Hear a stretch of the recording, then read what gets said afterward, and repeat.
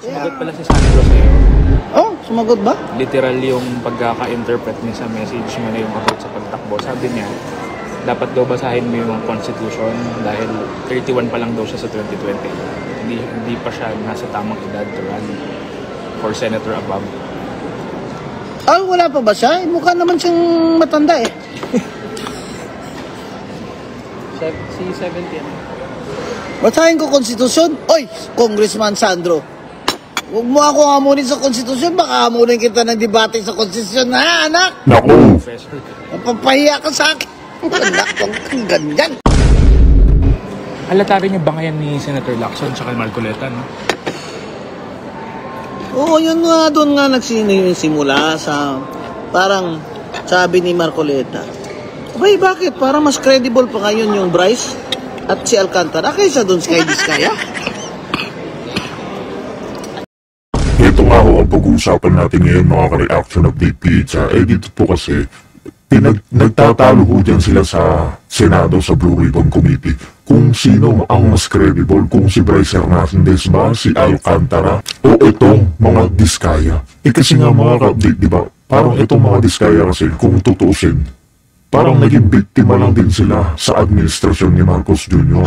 Kung tutuusin lang mga update, hindi naman po natin sinasabing, ano naman talaga sila. Kasi nga, gustong binigyan ng witness protection program ito ni Senator Marcoleta. Kahit na alam naman po natin mga may billion na ho silang nakuha. Kasi gusto nga nito si Ping Lacson, ibalik muna yung billion bago siya bigyan ng witness protection program. Itong sila Bryce Hernandez, mga ka-update, mga engineer ho yan. Sila Alcantara. Kumpara naman dito sa Diskaya na hindi naman talaga sila parte doon. Kundi meron po silang sariling kampanya. Di ba? May construction site naman po kasi talaga sila. Dito nga, kumikita lang talaga sila dyan pag kinakausap sila nasa gobyerno. Ayan tulad nila Bryce Hernandez, mga ka-update. Di ba? Napaka-common din po nito eh. Kahit na ano po, pag ikot-ikutin natin, kailangan din po talaga ng witness protection program na ito, mga Diskaya. Kasi paano nga natin, paano po nila ibabalik yung mga pera, paano makakalkal lahat ng kung sino-sino sangkot dyan sa flood control ghost project, kung wala ho sila, kung bigla ho silang banatan, deduin, di ba? Napaka-common lang ho yan eh. Yan po yung makikita mo. Kung meron ba talagang talino o mataas ang IQ ni Ping Lacson. Di ba? Oo, normal yan. Ibabalik yung pera. Pero kailangan ho nating malaman kung sino-sino yung mga nasa likod niyan. Kung gaano kalaking sindikato yung mga kasamahan pa nila. Yung mga umuupa sa kanila. Di ba? Kaya mga kapatid, pakinggan ho natin itong magiging payag ni Miss Rowena Guanzon patungkol kung sino nga bang mas mabigat na witness. Si Bryce Hernandez ba? Si Alcantara? O ang pamilyang Diskaya? Kaya mga kapatid, wala na ho tayong patumpik-tumpik pa. Umpisahan na ho natin ito. State witness. Yan. So, tinignan ko yung rules of court uli. Wala nga doon. Kasi ang importante lang doon na ang testimony nila ay necessary para makakonvict nung mga mastermind at hindi sila ang most guilty. Ay, excuse me, pasensya na lang kay Senator Soto ha. Kasi yung sinabi niyang hindi naman sila ang least guilty. Mali, hindi po yun ang batas. Senator Soto. Ang batas po na hindi naman kinoment ni Senator Alan Peter, who is a lawyer, is nasa rules of court na yung magsi-state witness is not the most guilty. Yan.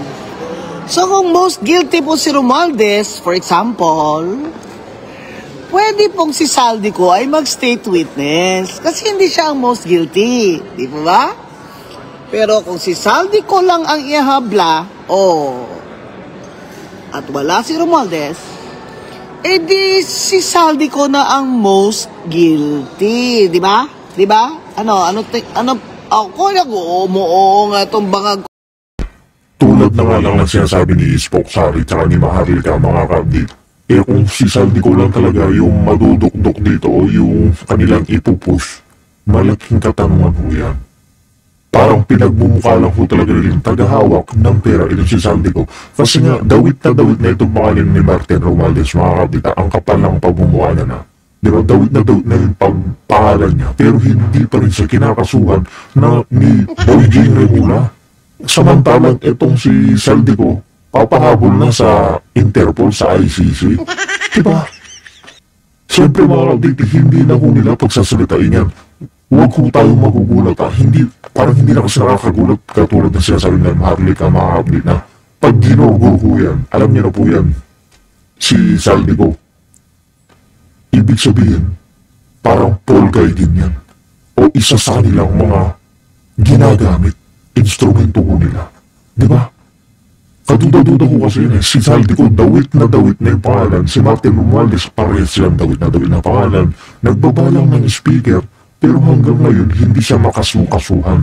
Samantalang iba yung mga ibang senador dito, katulad nila Jinggoy, nila Villanueva, Bong Revilla, ang bilis ho, may kaso agad. Diba? Nasampahan ho agad ng kaso. Samantalang itong si Martin Tambaluslos Romualdez, bakit hanggang ngayon wala ho? Bakit hanggang ngayon walang arrest warrant? Libre pa rin siya kahit makapakasusakan sa ating bansa. Wala ho tayong magagawa. Diba? Kung tigre, oo daw, wave pa ito, wave pa, Yan ang rule ng state witness. Hindi siya most guilty. Hindi yung kailangan siya ang least guilty. Nako. Pwede bang more than one ang state witness? Opo. In fact, 3 nga nasa witness protection program ngayon ng DOJ, hindi po ba? Secretary Remulla, the Discayas, Bryce, and Alcantara. Alam mo, sakit ng loob ko talaga mag-state witness yung si Alcantara na yan. Alam mo, Alcantara, sakit sa loob ko yung mag-state witness ka, pero kung talaga maituturo mo kung sino mastermind, okay na lang ako. Pero visit ako sa'yo. Mga suot mo, hindi naman bagay yan sa government na empleyado lang. Pag yung suot mo ay pang bilyonaryo, ayaw ko talaga yung suot nakaw. Suot nakaw. Nakapatik siya. Nakapatik Philip. Naka Louis Vuitton na t-shirt. Naka sa patong rubber shoes niya na 35,000. Kita mo yun, Ngag? Ha? Oo! 35,000. Si ano naman, naka-ano daw eh. At bagong private yan. Sino? Si Tambi, tsaka si Saldi. Saldi ko? Pahingi yan, be. Hatiin mo. Miss, hatiin mo yan, oh. Miss, yung Coke Zero yan. Panghati na lang ako, miss, kasi wala akong nakaw. Panghati ng hamburger. Yan talaga masama ang loob ko dyan. Kayong dalawa ni Bryce, bullshit kayo. Kasino ka pa, Bryce, para mag-launder ng pera. Kala mo, tanga kami. Ayun nga, paano mo pagkakatiwalaan niyang si Bryce Hernandez, diba? Gumastos na huyan ng kulang-kulang bilyon ba o bilyon sa kasino. Diba? Paano mo pagkakatiwalaan niyang ganyang tao? Kukumpara naman dito sa mag-asawang Diskaya. Diba? Pero sige na lang, mag-state witness kayo. Basta ituro nyo, sino mastermind?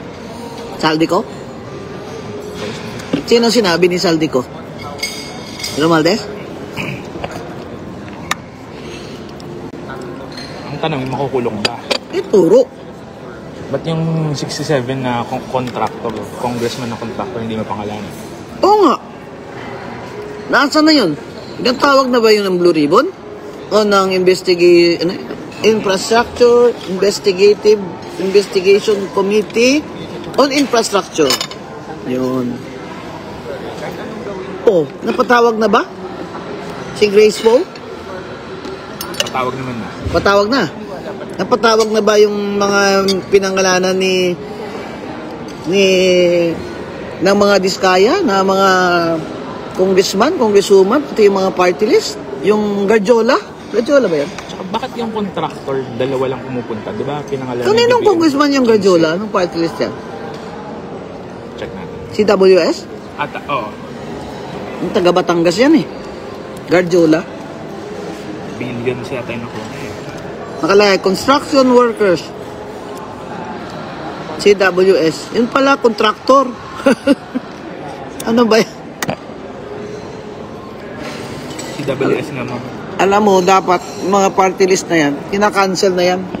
Attention, Comelec, calling at Comelec Chair Garcia. Ano ni Rapia? Ayun. Contractor congressman. Ay, gabongga, oh. Yan. Contractor congressman. Sige, Rappler, ilabas nyo pa. Ilabas nyo pa yung mga, sino bang mga iba pang, kahit hindi pinangalanan ng mga state witness, ay sino ang mga congressman na mga dati ng kontraktor at ng mga government projects at ang kanilang mga company ngayon ay nangungontrato pa rin sa gobyerno, kahit na sabi nila camouflage lang yung yung kunyari na sila, give up na sila ng kanilang shares to. Yan ang pinangalanan ni Diskaya. O, sumagot ka naman, congressman. Sumagot ka naman at wag mong pabayaan na sabihin magnanakaw ka. Saka party list ka pa naman. Sakit sa loob namin yung mga party list, yung mga ganyan. Sige, congressman, sumagot ka. Sino pa daw? Hindi yung babaeng congresswoman na name din nila ni Vice. Si Mitch. Sino yan? Wala taga saan yun? Talo niya yun. Yung kalaban ni Elise sa distrito.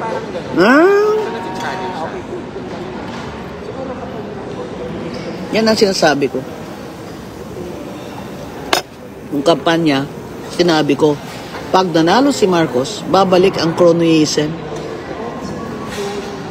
Pero grabe palang klaseng cronyism ito. Dahil sa pinsan niya ang speaker. Ibang klase. This is the worst corruption of its kind all over the world. The world is watching us. Mismo mga congressman na gumagawa ng ating national budget, mismo they are looting our budget. They're looting the budget. They looted the budget. Grabe sila. Interview mo na karaan, hindi ko maintindihan. Bakit? Sa Buano ba yun? Oh. Sa Cebuano. Interview ko kay Uncle Chito. Sa Montia. Yung sa chit-chat ato ni. Sinibano yun, guys. Hindi maintindihan daw. Lami man ang sinibano mang yun kay murag gahi yun ba? Gahi kayo. Bisaya ni gahi man ni kayo. Mga Cebuano, ha? Gahi man mo kayo. Matay unsa naman inyong Ganyan yung unsa naman ni? May ng burger. Uy, hello daw dyan, no? May Bermudez, Anthony, watching. Mel, Bongti. Burger mo. Kanang burger ba? Wala akong pa-burger ngayon kasi wala. Hindi tayo pinaupo ni Romualdez kaya wala tayo kahit sweldo, wala. Ninakaw niya yung para sa'yo. Buhay pa ang kaso ng P3PWD against Romualdez.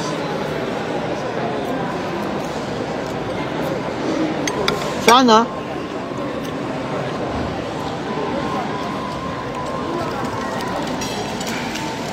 padala natin ang kopya ng petition si Dagong Speaker D. Para sabi ko, kung gusto niya ng reform, dapat yun wala na. Pero mo, nanalo ka na, na-proclaim ka na, nag-oath ka na, hindi ka pa makaupo kasi ayaw ni Romualdez na may rules daw sila dyan na kung hindi ka daw ipaupuin ng ipa-oath ng speaker, hindi ka pa rin makaupo. Puta, sorry. Erase. Bakit pa kami nag-eleksyon?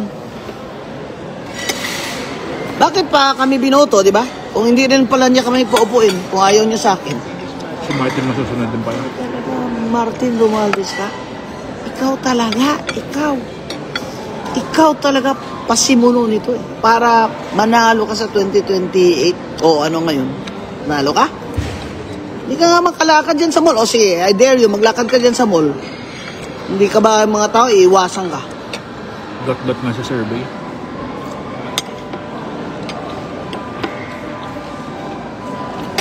Biro mo yan?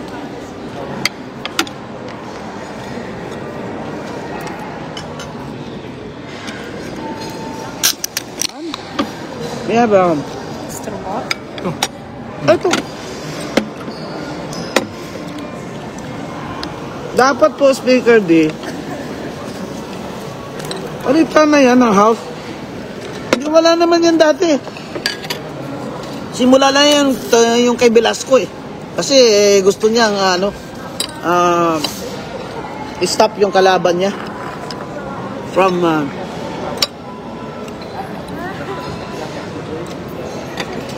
sa assuming office. Grabe talaga. Buhaya kayo.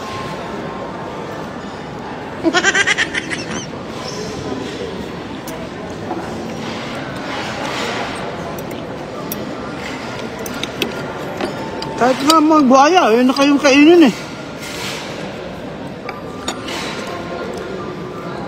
Napaka-toxic nyo, ayaw kahit buhaya, ayaw na kayo kainin.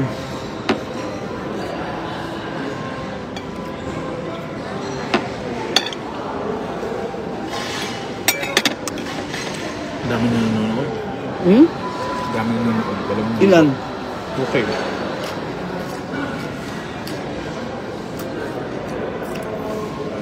Live. Dito ako nag-live kasi may kausap ako. Halata rin yung bangayan ni Senator Lacson sa Marcoleta, no? Oo, yun nga, doon nga nagsimula sa, parang sabi ni Marcoleta, abay, bakit? Parang mas credible pa ngayon yung Bryce at si Alcantara kaysa doon kay Vizcaya. Yan na unang nagsiwalat na may affidavit. Ang labas ngayon parang sila pa Hero. Sila pa hero. Ang hirap kasi. At ganito yung lips ko, lumalaki.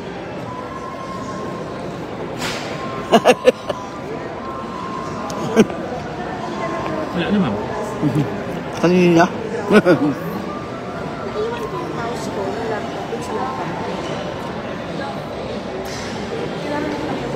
At saka yung ano ba? Yung isole daw muna. Kaya itong Bryce, nag-arte-arte naman na sinurrender nyo yung yung sasakyan niya, ilang milyon yun. GMC. 10 million.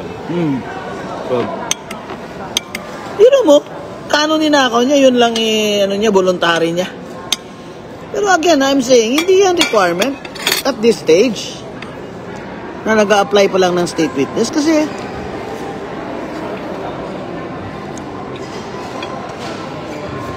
judge naman eh.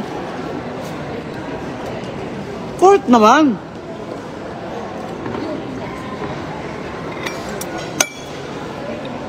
Ang magruruling kung maka-state witness ba talaga sila o hindi. Hindi naman ang Secretary of Justice na nag-rule dyan. Diba? Prosecutor ang DOJ. Yan ay kapasikat sa remote niya. Witness protection program ang nasa kanila. Pero yung whether or not talagang i-absuelto ng judge para mag-state witness, nasa judge yun. Hindi sa Secretary of Justice.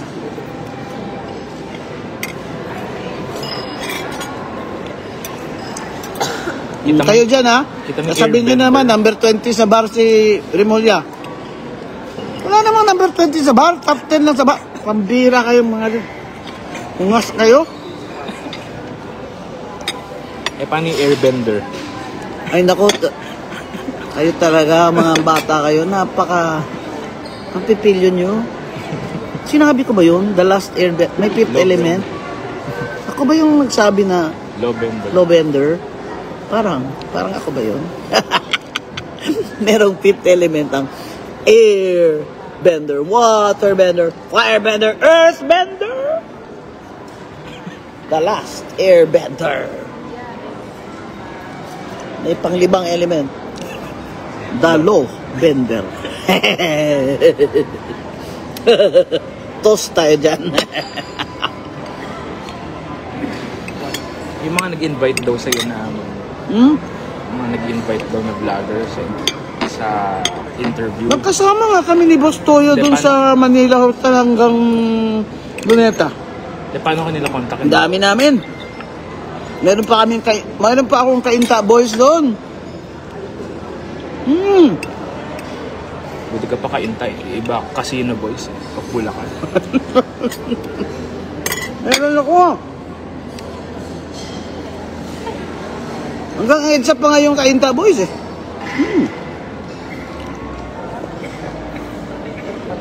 Salamat pala anak sa support nyo kay sa Mama Bing nyo ha. Hanggang sa mga rally ay pinoprotect nyo ako.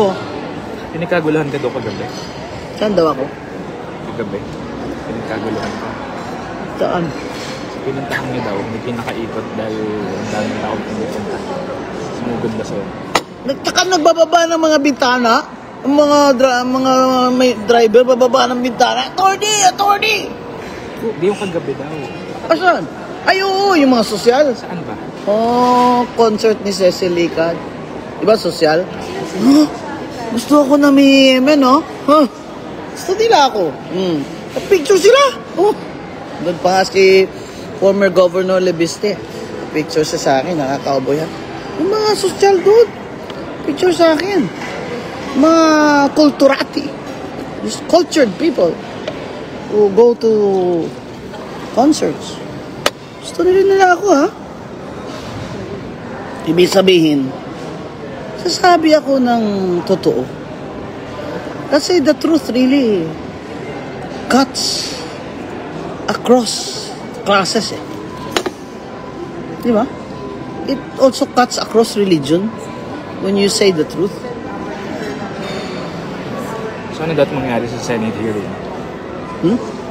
Ano dapat mangyari sa Senate hearing? Pinangalanan ng mga senator, dapat congressman din. Saan? Sa Blue Ribbon?